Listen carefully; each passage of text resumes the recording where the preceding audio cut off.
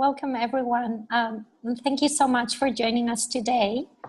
Just please give us a couple of minutes while everybody joins from the waiting room and while everybody gets their audios connected. We will begin shortly and we appreciate your patience. Yeah. Does look like we have already. Good. So I will just now hand over to Kali to introduce today's lab. Hi everyone, and welcome to our second Parlour lab with Michaela Prescott and Heather Shearer. Normally I'd be joining you from the University of Queensland campus in Mianjin, Brisbane, from the traditional lands of the Turrbal and Yuggera people. But today I'm very lucky staying at a friend's place and speaking to you from the traditional lands of the Minjinbal people in the Bundjalung Nation. I'd like to pay my respects to all First Nations elders, past, present and emerging, including those in the audience today. Thank you everyone so much for being here. We're so thrilled to have Heather and Michaela with us today to talk both locally and globally about their interdisciplinary action research projects. As it's the end of a really difficult year and we may not have the ability to go very far out of our much needed holidays, we wanted to invite Michaela and Heather to take us to faraway locations of Indonesia, Fiji and the Gold Coast. Parlour Lab is all about research speaking to practice, so we also wanted to speak today about projects that work between the two. And both Heather and Michaela have been working on large interdisciplinary action research projects, and we're so excited to hear more about how those projects work together and how everyone's competing interests and needs are met. I think it's really interesting that both projects work with governments to be mutually beneficial to residents in the hope of creating better quality cities. We're really excited to hear more about their projects today. So thanks everyone so much for joining us. Before we introduce Michaela and Heather, I'm just going to hand over to Macarena to go through some housekeeping for today's session. Thank you, Kali. And hi, I'm Macarena de la Vega. And normally I will be joining you from Wurundjeri land in Melbourne. But today I am the one speaking to you from Mianjin, Brisbane at the UQ campus. So very excited, though bummed that Kali and I can at least say hi to you from just one screen. Maybe next time. Next time. Anyway, I am a postdoctoral research fellow at the University of Melbourne and still serve, but hopefully not for too long, as communications officer of the Society of Architectural Historians, Australia and New Zealand, SAHANS, one of the collaborators in this series. So before Kali introduces our first speaker, just a quick reminder of some Zoom etiquette. As always, please make sure your microphone is on mute unless you are speaking. Please leave your camera on if you can. It is very nice to be able to see your faces and feel a sense of being together in this space to speak. However, it soon gets glitchy. We will ask everybody to turn off your cameras, hoping that this will fix it. There will be an opportunity to ask questions for our speakers. So if you have one, please put it into the chat. We will then choose questions and invite you to ask them live to our speakers if you can. If you're not able to do it, just let us know in the chat and we can ask it on your behalf. We may not be able to get to all the questions, but they do help inform future events and plans. Over to you, Kali. So hi everyone, for those I haven't met before, I'm Kali Marnane. I'm a practicing architect and I recently submitted about 2 or 3 weeks ago my PhD on the architecture of informal settlements in India, which makes me so excited to introduce our first speaker, Michaela, today. Dr. Michaela Prescott is a landscape architect with experience in both professional and academic contexts in Australia, Singapore and the Netherlands. She's a research fellow in the Informal Cities Lab at Monash University. Her practice-based research relates to the urbanism of water and river systems, the impact of infrastructure on neighbourhoods and communities, and delivery and sustainability of community-based projects. Michaela's doctorate, ongoing research, design studios and publications primarily focus on the socio-cultural dimensions of landscapes and living environments, and the evolving relationship of landscape, infrastructure, and urbanism. She teaches at Monash and RMIT universities and has been a lecturer at RMIT and an invited design critic and guest lecturer at the Swiss Federal Institute of Technology, ETH Zurich, the University Technology of Sydney, and the National University of Singapore Landscape Architecture programs. Thank you so much for being here, Michaela, and welcome. Thank you for having me. It's a pleasure to be joining you today. I guess I'll get straight into it. So I'll just share my screen and change into presentation mode. So I'm speaking to you today about the work that I've been involved in the RISE program. I've been working at Monash University as part of a team, a very big team, for the past 3 years now. And we're undertaking what we call water sensitive settlement upgrading. As Kali mentioned, I do have a background across both practice and research, and my doctoral research was actually based on fieldwork in Jakarta, Indonesia. So through the RISE project, my work with RISE, I've actually been returning to similar kinds of contexts to which I've worked in the past. So one of the things that RISE is specifically focused on is the challenges in developing countries around lack of access to management of drinking water services, sanitation and wastewater. And you can see at the top of this screen some images that are describing, I guess, the kinds of conditions that we're working with. The RISE program is focused on these challenges that I've mentioned. Through its action research, it's trying to develop evidence for a particular kind of solution to these challenges. So a water sensitive upgrade as one kind of pathway that addresses the whole of the urban environment. As I mentioned, it's a big project. You can see on this slide just a number of the organisations and institutions that are involved in collaborating on this work. And these groups are, I guess, mixed in their range of involvement. Some are involved in the more research-focused arms of the project, and others are involved in the implementation side. So when we talk about action research and RISE, what it's really focused on is a particular way of thinking and doing relating to the transformation of the built environment. And when I talk about the built environment, again, we're thinking about how do we improve informal settlement contexts through addressing their challenges. So this work is specifically focused on Indonesia, Makassar, and Suva in Fiji, and we've got 13 neighbourhoods in each country that we're working with over a period of 5 or so years. This included 2 demonstration sites. So the action research in the intervention, when we say the intervention, that's the water sensitive upgrade that we're developing, is around what are we trying to implement? How do we understand the contexts and communities that we're working with? How does that influence the implementation of this program and the research around that? It is requiring quite a bit of interdisciplinary collaboration, and that's not only within the RISE project and teams itself, but also with a range of different government, local authorities, communities, and international aid funders that are involved in the project. And we're collaborating to deliver this water sensitive cities approach to treating and improving sanitation and hygiene within these communities. So it's built off what's generally described as a green infrastructure approach, which is looking at using nature-based systems. In this case, we have particular systems that are treating household grey water, so grey water being water from kitchens, and black water being water from toilets and bathrooms through these wetland systems.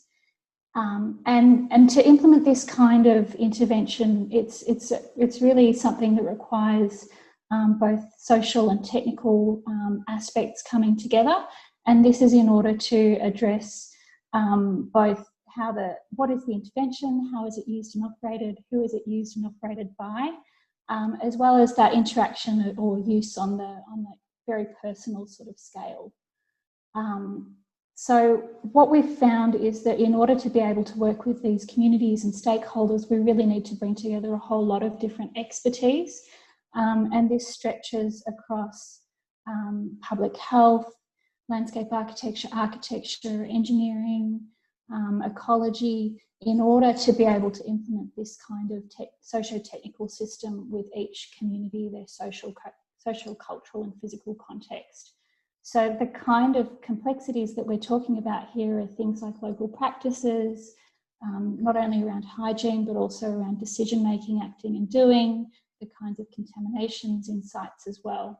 So by engaging with our communities to identify potential exposure pathways, infrastructure locations, in order to really make it a site-specific intervention. But this is also, like I said, involving these other kind of stakeholders like local government, ministries and authorities, in order to make sure that we've got the right kinds of, I guess, systems set up to be able to operate and manage these infrastructures beyond the project's lifespan. So I've just included here some images that are showing the range of ways that we've been engaging with communities. These images are from our work with communities in Indonesia, but we have now completed or almost completed co-design for 6 communities in both countries. So you can see that we've been involving communities not only in sort of spatial discussions around where things might go and how communities are currently using their environments, but also around what are the potential current conditions of their, for example, water quality in this image. How is it currently, and what are the potential risk factors that might come about if we're not able to improve it through these kinds of interventions.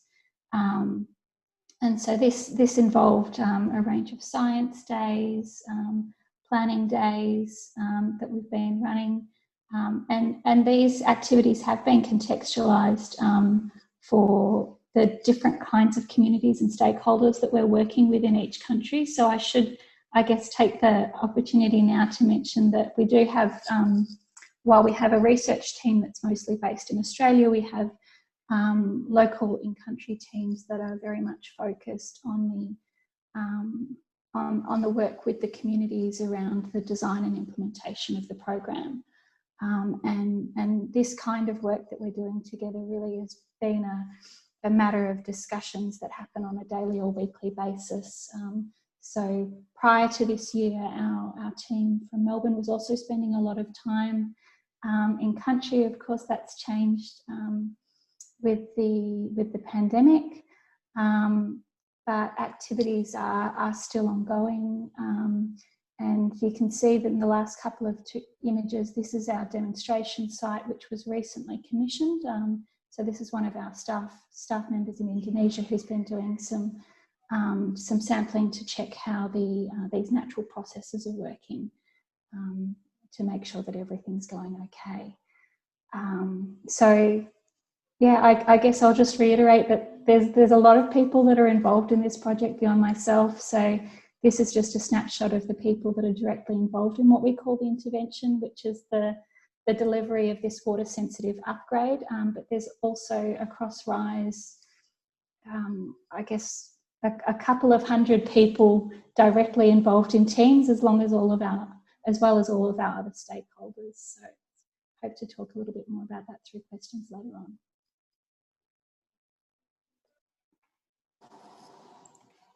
Thank you. Thank you so much, Michaela. That was really, really great. I would like now to introduce Dr. Heather Shearer.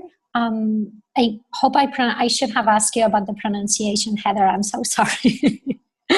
Who is a research fellow with the Cities Research Institute at Griffith University in Queensland. She's a generalist spatial geographer and researches a number of subjects, including the tiny house movement, walkability, the mental health benefits of recreational walking, value uplift of transport and green infrastructure, and household water demand. Heather's PhD investigated household response to water demand policy, and she also holds a master's in environmental management and BA honors in environmental science. She is a member of the Planning Institute of Australia. Heather has extensive experience in industry, having worked for state government in Queensland and New South Wales, in planning, spatial information, community engagement, wetlands and acid sulfate soils, and water policy communication. Heather has also worked for NGOs, including Wetland Care Australia and the Wildlife and Environment Society in Cape Town. We have also read that Heather has a Master of Wine from the Cape Wine Academy in South Africa, and would love to hear more about that. Welcome, Heather. Thank you very much. I'm going to put my tongue, I actually don't drink, but I'm going to share my screen. And Thank you. Mine is probably more sort of generally sort of a range of different things we do, and it's a lot more prosaic talking about the Gold Coast than it is about Indonesia. But anyway, we'll keep going. Can you see my screen fine? Okay, so we have a variety of, I'll just quickly go on to the next one. And quickly, I'd like to acknowledge and pay respects, and I won't go into because we have spoken about it. But in particular, I'm talking here from Tambourine Mountains, so which is primarily from the Yugara people and Yugambeh people. Please excuse me if I am not quite correct in my attribution, but anyway, I'd like to pay my respects. Tambourine Mountain is known as a sacred birthing place, and it's a very beautiful town, as you can probably see from behind me. I won't go into it. I only got into academia when I was 50, and as Macarena said, I've worked in a lot of different things. And I currently do research and lecturing, and I combine my teaching and research. One of the things I do in particular is teach something called Practicum, where we have planning students who've got to go into industry, primarily council, specifically Gold Coast Council is quite a big one, also Brisbane City. And well, quickly, I won't talk too long because I've got my timer on. So my research aspect is part funded by the City of Gold Coast. And the Gold Coast City funds research projects via the city's research institute, including urban growth modelling, light rail pedestrian survey, a new project we're just working on called the Centres Project, and others. Our research is pragmatic, multidisciplinary, and focused on real-life problems and real-life solutions. And we combine academic expertise, student resources, and council expertise and data, because I love data. And of course, we work with the community as well. So two of the things I'll talk about in particular is the Pedestrian Survey. The Pedestrian Survey, it's got a longer, more complicated name, but everyone calls it the Pedestrian Survey. And it's part of a larger project, and it's been going for 7 years, and I've been running it for 5 years. And we get students who survey 2 days a year. They survey active transport users along the Gold Coast Council light rail line. And we count pedestrians, cyclists, strollers, mall traffic, etc. We normally have it in May or early June, but this year we did it in October. And it was quite interesting because we weren't going to do it this year because of the pandemic, but we decided to do it, or Gold Coast City Council and the CRI. We decided to do it to get some really good during pandemic data. And it was really interesting because a lot of areas had pretty similar pedestrian numbers to previous years. But some areas were quite significantly less people, such as Surfers Paradise, and some had significantly more people, such as Burleigh Heads. And we think that the Surfer Paradise, we haven't written it up or done any analysis yet, we did it a month or so ago, but likely the surfers' reduction in active transport is more likely to do with, we think the impact of the pandemic on international tourism, and the Burleigh Heads is likely due to the impact of the pandemic positively on domestic and local tourism. And we've done research on the light rail project. This was a multidisciplinary, interdisciplinary. Barbara Yen, who's an engineer, she's now in Taiwan. Corinne Mully from University of Sydney, and myself. And we did it on investigating the increase in the value of properties at various distances from the light rail, mostly doing hedonic modelling, and had some quite interesting findings from that. In fact, that properties really close to the light rail had a reduction in value, whereas ones within 100 to 400 metres and up to 800 metres had quite significant increases over the period of time. It was a longitudinal process. We looked at property prices and other variables from 1996. I'm not going to go too much detail. The Centres project is a new project, and we're inventing the Centres hierarchy. It's a planning scheme hierarchy, and it includes places that people know, the Gold Coast, the big shopping malls, but it also includes places like Surfers Paradise, Broadbeach, Burleigh, Southport, etc. We're looking to see if the current categorisation is justified and should it be revised. And this is a very interdisciplinary thing. It's the Cities Research Institute, well, mostly Paul Burton and I, and a PhD student who's looking at active transport on the Gold Coast. And the students are going out doing qualitative analysis of the different centres. There's also different data that's coming into it, such as mobile phone data. And that's just an example of one of the centres. So as you can see, it's pretty much shopping malls, but it's really interesting to see. And I think I am 3 seconds out of 5 minutes. So thank you very much. I'll stop sharing. Fantastic. But thank you yes. so much. Thank you. You stuck so well to the time frame. Thank you. I'm timing myself. Yeah. I was wondering, for my first question, both Heather and Michaela, you're dealing with huge teams and multiple funding sources. I was wondering how the funding works for your process for your projects, and how you ensure that all of the different needs from various stakeholders, including kind of the beneficiaries, like the members of the city, are being met through that, and whether the funding has an impact on that. Maybe I'll go to Heather first and then Michaela second. Probably, because mine is more managed, as part of a large institution. It's probably not really managed by someone at my level, which is quite low. But yeah, my half of my role is actually funded by the City of Gold Coast. So I do projects such as that for the CRI. So we get the academic rigor and that sort of type of stuff, and which then sort of value adds obviously to the Gold Coast project. And of course we also have the double whatever benefit of it is that students, we get student teaching and learnings as well. So the students, quite often of them, have actually gone on to work full-time for and permanently for the various city councils because of the experience in various projects. But I'm not juggling huge amounts of so I think Michaela's probably better to answer that one than me. Well, I have to say I'm also not involved in day-to-day money management, which I'm very glad about, because it's like you said, it's a very big project that includes quite a number of staff across different geographies, as well as the infrastructure works itself. So with our project, we have a number of different sources of funding. The main research funding came from a UK-based charitable organisation called the Wellcome Trust. And so this is was finances that was very critical for setting up the project from the outset, making sure that we had adequate staffing in the range of different research institutions that are involved, but also within local research institutions in Indonesia and Fiji. There's a lot of small pots of partnered funding that are coming from each of those research institutions, so in-kind kind of contributions. As I mentioned, so the funding is broken down into research and implementation. In terms of the implementation funding, the 2 demonstration sites were funded by the Asian Development Bank,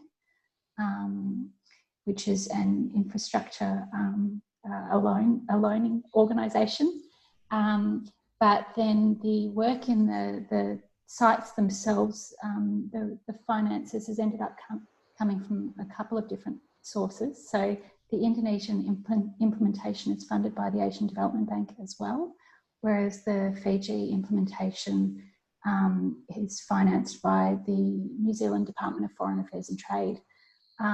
So I guess one of the challenges for the project as a whole has been managing the different requirements for reporting and spending of all of that money along the way of delivery. And so this has a range of different, I guess, documentation requirements. We have social safeguards and environmental safeguards requirements from an implementation perspective, so making sure that we do no harm. And this is implemented in slightly different ways depending on the funder and the country context. But luckily I don't have too much to do with it, apart from being responsible for writing reports and managing, I guess, day-to-day impacts of how that impacts our work with communities and delivery, I guess. Great. I mean, since we are talking stakeholders, I found really interesting in your presentation, Heather, how you talk about the project bridging teaching practice, students and industry, not only through the practicum, but also involving students, for example, in the surveys. So I was wondering if there is any connection between students at Monash and the RISE project. That would be for Michaela. And if Heather can then talk a little bit more about this connection between the projects, her own, and also how these projects can liaise students with industry. Thank you. Do you want me to talk first? Or Michaela? Go for Michaela, it. oh, yeah. Okay, I'll talk.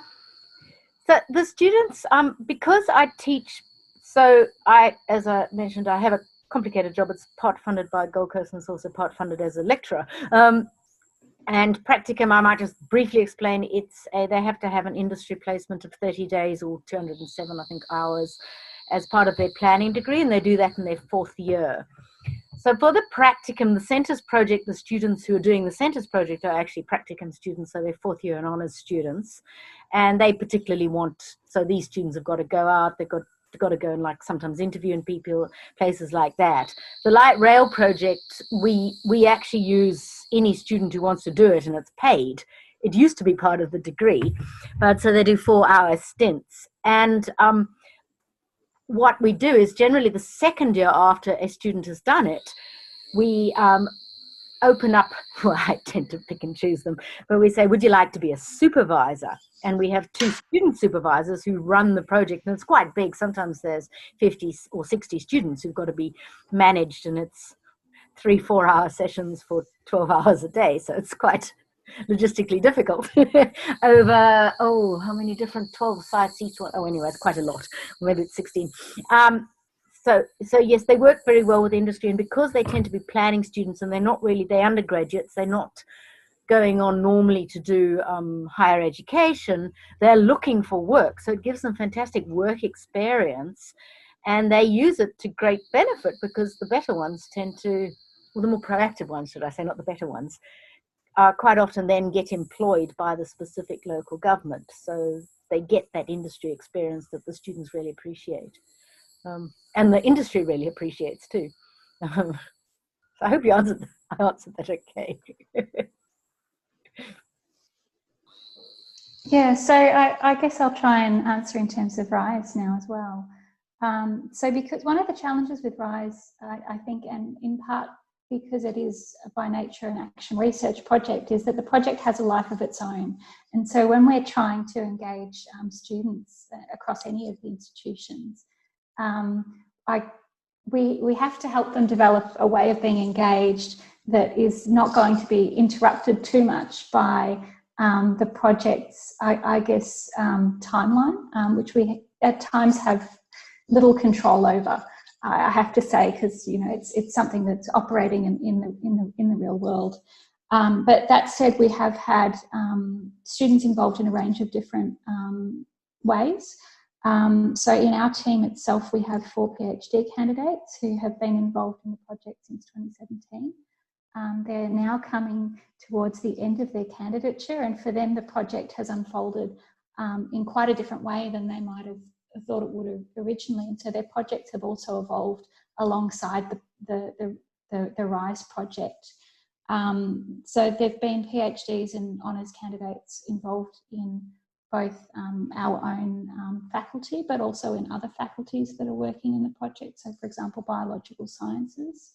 But then we've also been looking more recently at ways to involve students who are in bachelor and master's degrees. So we've run a couple of parallel design studios.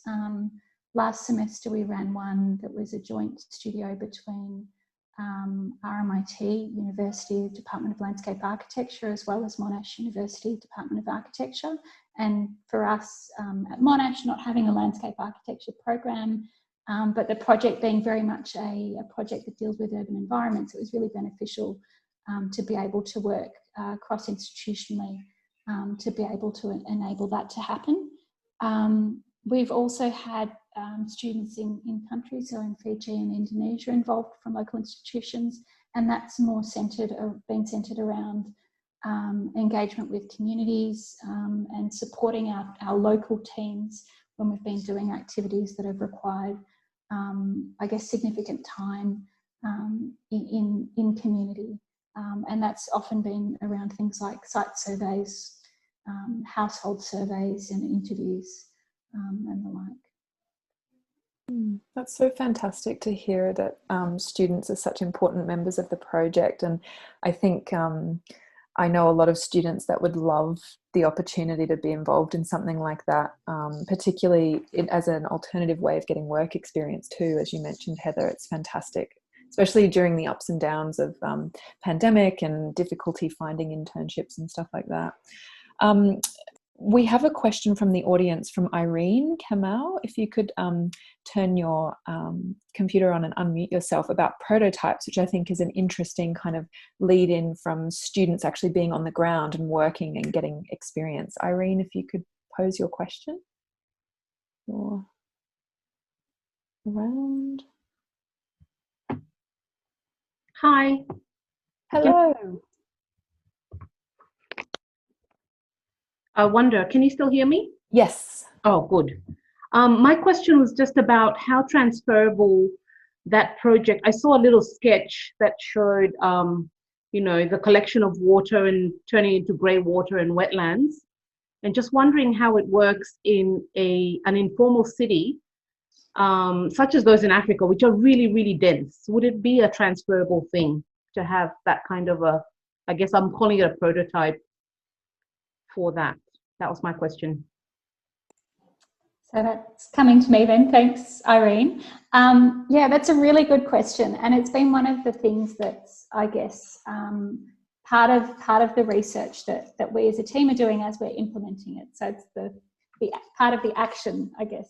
Yeah. Along the way. So one of the things that we, I guess, can acknowledge about wetland systems and green infrastructure systems is they often take up a lot of space. And so it's been really interesting, I have to say, working on a project that's working in two different geographies at the same time to implement a similar kind of system and look at the challenges around that. So the communities in Indonesia that we're working with are comparatively quite dense, and there's very little land, and most land is privately owned. And so that means that when we're designing the systems with communities and our government stakeholders, that we're looking for the most compact ways in which we can implement them. So in the final slides and photographs that I shared, you could see that the wetlands were only 60 centimetres wide, and they were running alongside a roadway which was the only public land that we had within that neighbourhood.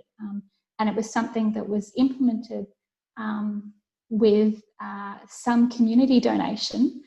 So households in that particular site donated 50 centimetres of land to be able to have both the roadway as well as the green infrastructure water treatment system. And so we're looking at these kinds of collaborative, I guess, modes of delivery where you might have I guess, different partners in a project contributing in different ways. In Fiji, in comparison, most land is it's not privately owned, so it's managed under community leases, and the houses are much there's usually a lot more open land, although that land is used for agricultural activities and domestic gardening and these kinds of things. So I think through being able to work in those two places at the same time, we're able to see, well, how do we adapt it and make it so that it's something that we might be able to talk about implementing in other places following the RISE project's completion.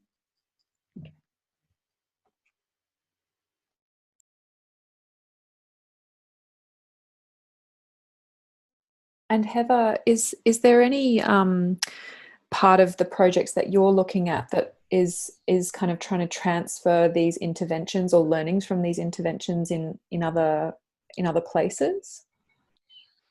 Not to my knowledge, but I work on specific small projects, and the City of Gold Coast and Griffith University works across a number of faculties and a number of fields. So the ones I'm doing, they're probably, I suppose, more relevant to, I don't like to use the word develop, but you know what I mean, sort of Australian cities, coastal Australian cities. There's other ones with part of the Sea Cities Initiative, which is also part of that, looking at sort of urbanized areas that are vulnerable to potential, you know, to future climate change and stuff like that, and they work with the architecture and urban design faculties. So because I have my specific ones I work at, so other than general, I suppose, sort of learnings for, I suppose, pedagogy, which I can pronounce probably, and working with students with industry and stuff like that, which is, I suppose, transferable across the board. Possibly some of the other projects that the Gold Coast does might be more relevant to other places in the world, but it's definitely relevant to coastal cities in Australia, of course. And fast growing urban areas, and the Gold Coast, the centres one in particular, I suppose, is quite really important, which is probably more relevant to Sunshine Coast than anywhere else, but it doesn't have a specific CBD. It's not it's not a circular city, you know. I don't want to sort of go into geographical theory, but it's, you know, it's a linear city.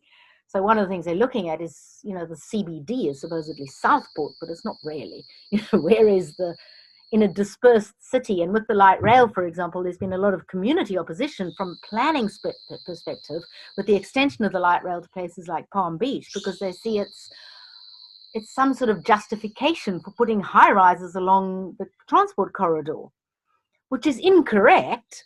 And if you look back into the past when they built the existing light rail line, everyone said the same thing. Oh, it's just going to be this enormous sort of like high rises as far as the eye can see along the light rail, which hasn't come to pass, of course.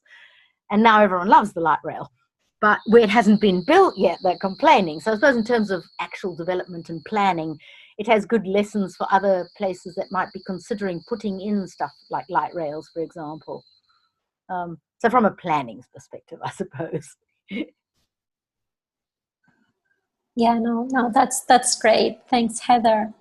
Lillian had a question for Michaela as well, but maybe it can also be applied to the case of Heather's project. Lillian, do you want to pose your question? Yeah, hi.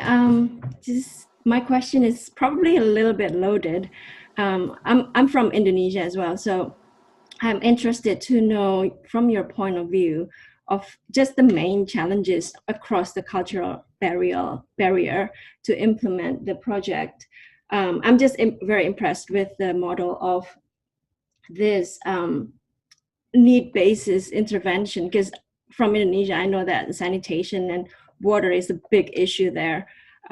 You can't just get clean drinking water even in a big city.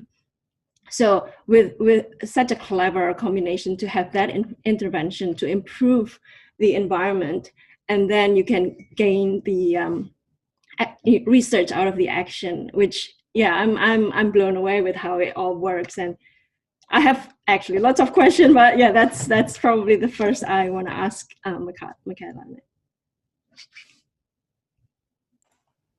Thanks, Lillian. So just checking, you're interested in the main challenges relating to implementation? Is that what you, where you Yes, yes, headed? yes. Mm-hmm. Yeah, Just across the cultural barriers, yeah. Well, so I guess what I would sort of start with is, again, reiterating that we're a project that's, we have a local team based in South Sulawesi and Makassar. So our team is sitting under the Universitas Hasanuddin, one of the local universities, and so they're housed within the local university and staffed across a range of different disciplines. And so this includes both what we would call assessment team members that are coming from more sciences and public health backgrounds, as well as our implementation or build team, which is generally coming from planning and engineering fields. And this is, of course, relating to the way in which we're working within the community. And so these in-country teams have really been a very important, I guess, bridge between trying to translate this technical system that really comes from, I guess, being developed in an Australian context. The water sensitive cities approach is something that was originally developed in Australia and then has since been applied within other areas of Asia. So more recently, for example, Singapore and China. But it has not been implemented in the way that it has been in Indonesia so far. So some of the challenges I think that we've been having, and I guess they're part of the process. They're around working with our local stakeholders in local government and in order to work out, well, how do we implement this as a starting point, and then working with both those partners and the communities to work out, well, how do we adapt it so that it's contextualized to the daily practices of the communities, and I guess along the way with that comes some kind of aspects of capacity building and education around, well, what would be the technical issues if the systems weren't used correctly, or something was flushed down a toilet that shouldn't be flushed down a toilet. These kinds of, I guess, really, they end up being very much about the day-to-day practice of using your bathroom or using your kitchen, but it's something that we've had to be very, I guess, aware of. And so working with our local government stakeholders, understanding what are some of the challenges that they may have had in implementing other kinds of projects in the past, because there's a very strong history of settlement improvement and hygiene improvement projects within neighbourhoods that we're very, very aware of, and there's lots of successes from the implementation of those projects that we can learn from in the way that we adapt this particular RISE system. This was just reminding me Kali's intervention in the salon as well a few months back, and we've been talking about cultural awareness in Parlour's events this year a lot as well. Both in practice with students, and I wonder, Heather, this may be a little bit of a, we understand that it's not the same. When we're talking about Indonesia and Fiji than when we're talking about the Gold Coast. But it is also a pretty multicultural place. There are a lot of backpackers. I know there are at least a lot of Spaniards. And there are also cultural issues when we're talking about the use of transport and making sure, wanting to improve or the view that people have about active transport or public transport. And I wonder if this has been also part of what your project was looking at. The light rail specifically, what we do is it's at a distance. So the students really just take notes of how many people are walking, and cycling and whatever. So specifically, but part of the whole broader project, which the Gold Coast runs and other parts of Griffith run, they do, of course, look at the multicultural aspect. And the city of Gold Coast is, as you mentioned, a very multicultural place, particularly certain parts of the Gold Coast. And the council itself does an enormous amount of ways in different ways. I was just remarking on it yesterday, how many ways that they, this is slightly sort of aside, how many ways they incorporate community into the things that they do, and how much free stuff they provide, because City of Gold Coast provides a huge amount of free stuff. But I was just thinking too, when Michaela was talking and the questions were asked, is that working with the community, and I've put with the community in capitals in with, which includes students and council staff and university staff, even though I actually live in Scenic Rim. And if you work with the community and not as top-down experts, and that is the way. And from my work back, goodness only knows, in the 1980s, working in wetlands on the Cape Flats in Cape Town to the far west of New South Wales, to acid sulfate soils, working with sugarcane farmers, if you come down as a top-down expert saying, we know what's good for you, no matter who they are, whether it's someone who lives in Labrador or whether it's someone who lives in Khayelitsha in Cape Town or Buronga in New South Wales, and you come down from the government or the university and you say you're an expert, you're instantly going to put everyone's back up. So it's the same principles, whether it's the Gold Coast or whether it's anywhere. You know, you work with the community and you respect the community because they know a lot more about their community than you do, no matter how many degrees you have. So, I mean, that's just a general observation I always find.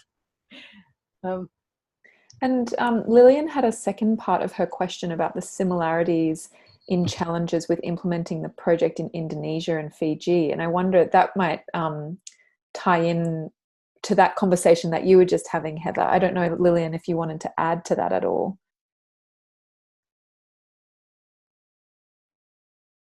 Oh, you're just on mute. There we go. I think you captured it well, Kali. That's my second part of my question. Yes, I'm just trying to think where I left off. So similarities between Indonesia and Fiji in terms of implementation and social or cultural aspects. I guess I would start with the acknowledging that the physical and cultural aspects of both countries are very different, and it starts even on the level of, you know, the settlement organisation, you know, sort of tying into the discussion with Irene earlier about spatial aspects, but it also comes down to things like community organisation, community leadership structures, the level of engagement that local governments currently have with communities in terms of provision of services and these kinds of things. So one of the key differences between our Indonesian and Fijian communities, for example, is that our Fijian communities all have access to a piped water supply already. And for them, the water supply issue that you touched on, Lillian, isn't as critical. And when we talk about things like reuse of water and recycling of water, that's potentially not the highest priority, though it might be seen as a benefit that the system can have. For example, being able to use the water that's being treated and filtered by the system for watering crops or for supplementing household water supply in bathrooms. So whereas if we're talking with our Indonesian communities, being able to provide an alternate water supply is a really a strong motivator for being involved in the program potentially. So there are these kinds of aspects that have really been part of how we've rethought or how we've shaped the way that we engage and talk with communities about the project and its benefits, and adapted particular aspects of the infrastructure along the way. That's awesome. Thanks, Michaela. So we've kind of been talking about like how the social, cultural and technical sort of combine. I was wondering if I could add a layer to that discussion in thinking about the future and the fact that we're living in this climate crisis, and the 3 sites we're talking about, the Gold Coast, Indonesia, Fiji, all need to deal with flooding.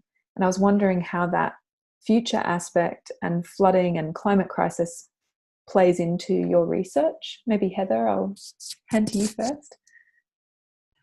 I do, and this is sort of slightly digressing because it's more of my personal interest in research, but during the bushfires, I did a spatial analysis of flooding and bushfire risk to the Gold Coast, because one thing, of course, working with a city like the Gold Coast, they're quite a wealthy municipality, so they've got lots of money, and they've got really good data. So I did a mapping exercise of the city of Gold Coast to see how many areas, how much residential property, because a lot of my interest is in housing, were in bushfire zones according to the CSIRO mapping, and how much of it were in flooding zones. So in terms of flooding, obviously over the period I found, slightly surprisingly, to be honest, that the Gold Coast didn't have very many residential properties, at least, or even infrastructure that was particularly, that was in the designated flood areas, or the 1 in 100,000 flood thing. So obviously they've had that acknowledgement over time for planning, whereas if you map the Sunshine Coast, for example, in Queensland, you don't find the same thing. And Brisbane, as everyone knows, because it floods. Whereas bushfire, no comment. So the very high, fast-growing northwestern suburbs, such as Upper Coomera, Pimpama, those sort of areas, they had a lot of areas that was definitely in the bushfire buffer zone. But that's probably not related. So in terms of futures, I think one of the big futures, of course, in Gold Coast is very vulnerable. And, the whole project is called Gold Coast Futures Project because they want to look at futures. And, you're going to have more intense cyclones, and you're going to have cyclones moving further south. So where I live during ex-cyclone Debbie, we had 500 millimeters of rain in under 29 hours, which is quite a lot of rain. But this is rainforest, so it's sort of used to it. Whereas, you did have flooding, the bridge washed away, and we had to detour via, it took another half an hour to get to work every day. But I think bushfires is a huge, because in January, February, actually more like November, December, we not used to bushfires here. It's like, I live next to rainforest, and we're now being triggered as like very severe, highly severe fire danger, and you sort of don't expect that. And that's going to be a huge thing in the future. And I think that's something that, there's also, someone's mentioned Cape Town droughts, yes, and that's quite important too, because Cape Town is a place where you didn't really think, even though Cape Town has quite low annual rainfall, it's sort of average, it's about Sydney, it's about 600 or 700 mils a year. But no one expected Brisbane to have a drought either.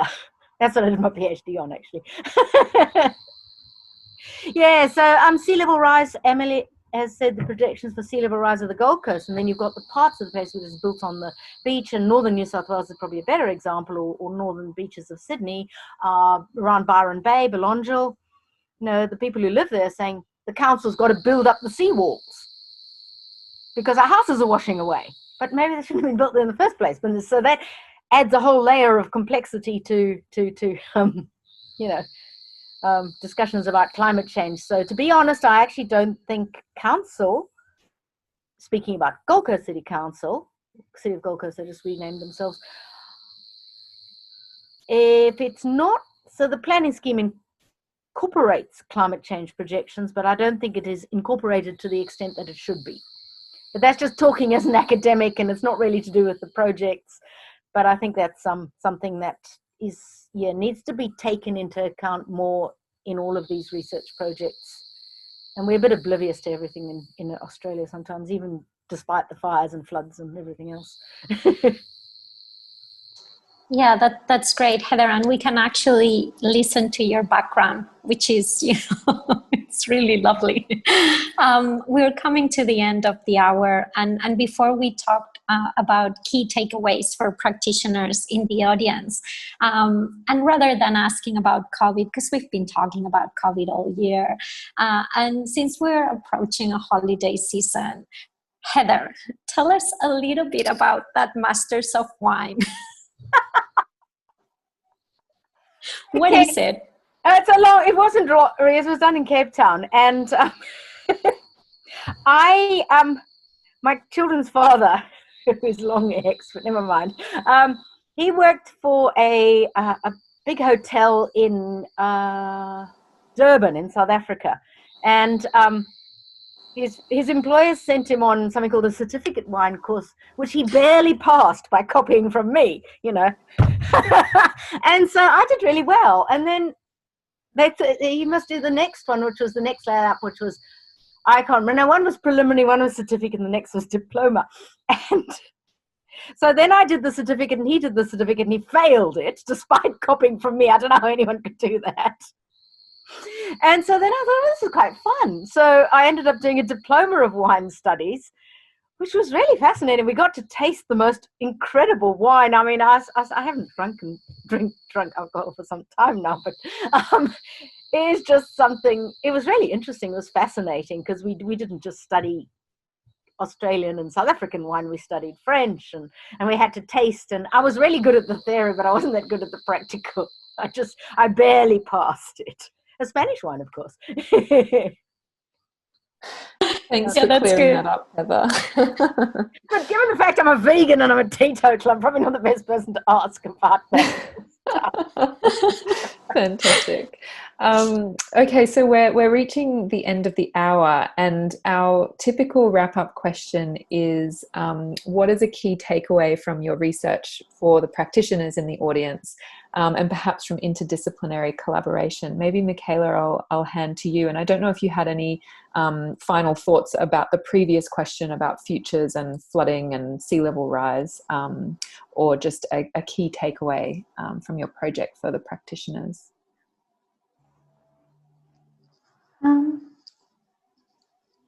Yeah, well, I could talk about the climate change aspects, but there's, I think, a lot to be said there, and maybe that's less around the interdisciplinary collaboration sort of framing of the session. I think from my perspective, when I was reflecting and preparing for today, or just thinking about what would I talk about, one of the things that really came through is the fact that the way that I engage in this as a research project is very much informed by my time in practice. So I have worked in interdisciplinary and multidisciplinary practices before in the past. And the way that we're working in RISE is, particularly because of the urban aspects of our project, is still building off those same kinds of frameworks. But I think what's very clear is that interdisciplinary communication is incredibly challenging, but also incredibly important. And it's one of the things that, not to talk about COVID too much, but one of the things that's been really important this year is maintaining those open channels of communication between not only our interdisciplinary team members within Melbourne, but also our team members in each country. And so, you know, we're still meeting with our in-country partners as frequently, if not more frequently, as normal. And I think finding ways to improve and build on communication is very important to focus on and not to be overlooked in its importance. Thanks, Michaela. Heather, did you have any final comments before we wrap up? Just quickly, I'd like to agree with Michaela. So I find that my own experience in projects such as this and the people who work is informed by diverse experience, personal and otherwise, and history, like including in industry and government, and also other countries and places. So, and I like this because we've been talking about few entirely different places, but you can see learnings from all of them that inform the others. And that's, I suppose, one thing is that as to respect other knowledges from community, from other countries, because quite often, one might sit in a place like Brisbane or Mianjin or Gold Coast and say, oh, we know better, but people can and should learn from other people's experiences in other countries, other cultures, etc. We shouldn't be arrogant about our sort of rational, quite often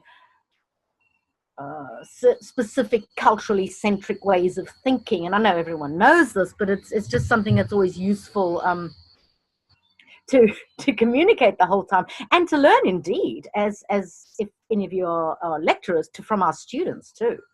And I'm incredibly impressed by the young people. I mean, I'm quite old, like I'm pushing 60, but my students, I'm so impressed by how passionate and involved and caring, and everything is just like, not when I was, a student for the first time in 1981, definitely not.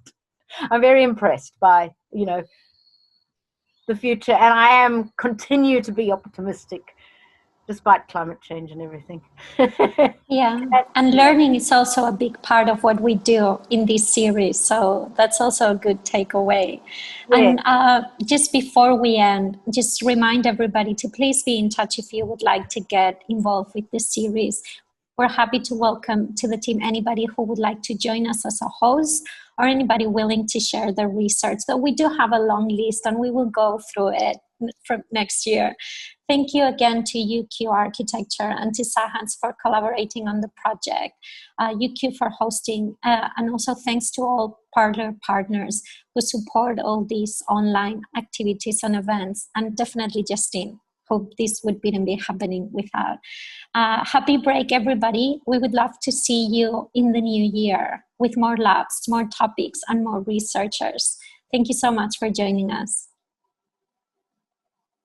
Thanks, everybody. See you next time.